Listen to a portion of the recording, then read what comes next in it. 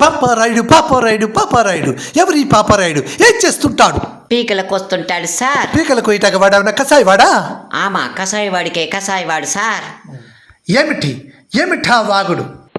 ఊరికొక శిబిరం, వీధికొక police station, ఇంటికొక constable, చేతికొక pistol. ఎందుకిచ్చాను మీకంతా? ఎందుకిచ్చాను?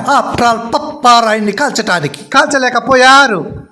వాడిని చంపడం అంత తేలికైన విషయం కాదు. ఇన్సల్ట్. వాడే ఉన్న అల్లూరి సీతారామరాజా, ఆజాద్ చంద్రశేఖర, భగత్ సింగ్, సుభాష్ చంద్రబోస. ఆఫ్టర్ ఆల్ పప్పారాయుడు కాల్చలేకపోయారు. చెట్టు పక్కన నక్కి పిట్టను కొట్టినట్టు కొట్టేయండి. చెట్టు పక్కన నక్కి పిట్టను కొట్టినట్టు కొట్టేయండి. చేత్తో పిస్టల్ తీసుకోండి, మీటు నొక్కండి. గుండె బయటకు వస్తోంది, గుండెల్లోకి దూసుకుపోతోంది. గిలగలా తన్నుకు చస్తాడు. శవాన్ని నా దగ్గరికి తీసుకురండి. That's all.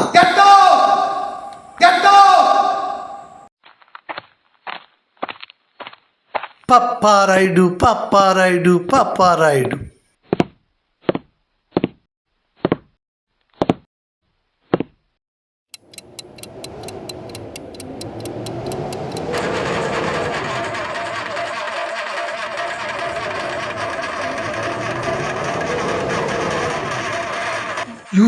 You? నీవెవరు? What's your name? నీ పేరు ఏమిటి? What's your name? పాపారాయుడు.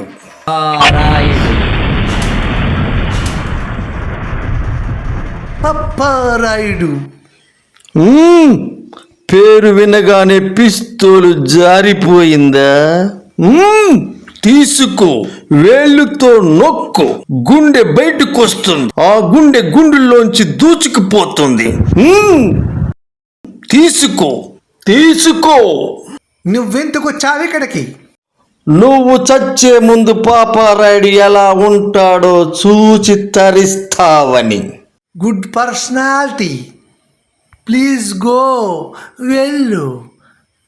పిరికి పంద, కుక్కను కాల్చినట్టు కాల్చి శవాన్ని తీసుకురమ్మన్నావు. నీ కళ్ళ ముందుకు వచ్చిన వాడిని పొమ్మంటున్నావా? భయమా? నీ కళ్ళలో కేర్లెస్, నీ చూపులో కేర్లెస్, నీ మాటలో fearless. You are brainless. Good joke, good joke. Thank you very much. నన్ను పట్టుకుంటే మీ ప్రభుత్వం ₹1,00,000 బహుమానం ప్రకటించింది కదరా. నీ జీతం నీ పెళ్ళం బిడ్డలు సుఖంగా బ్రతకటానికి చాలదు.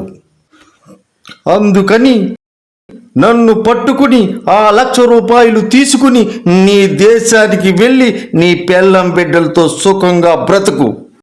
నిన్నెందుకు పట్టుకుంటాను? You are my friend. మీ భారతీయులందరూ నా స్నేహితులు.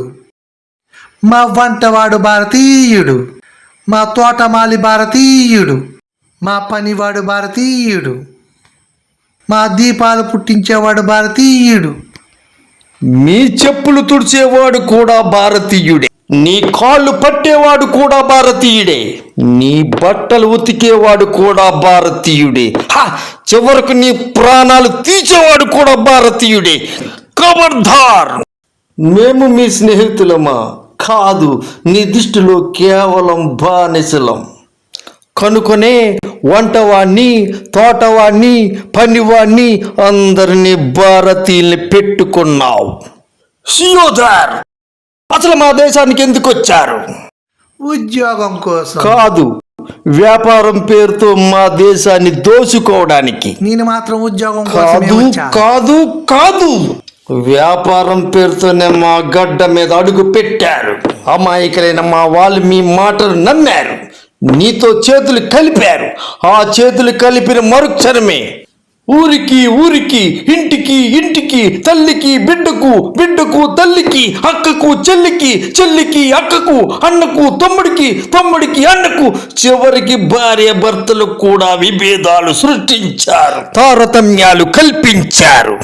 అందరినీ విడదీసి ఆ విడదీసిన వాళ్ళు మీలో కలుపుకుని డివైడ్ అండ్ రూల్స్ పాలసీతో మా సామ్రాజ్యాన్ని మీ హస్తగతం చేసుకున్నారు. ఇదిగో ఇప్పుడే చెబుతున్నా, మా దేశంలో నువ్వుండొద్దు, మా గడ్డ మీద నువ్వు కూర్చోవద్దు, మా ప్రజలందరూ అంటూ ఉంటే సిగ్గు లేదు. Quit India, quit India.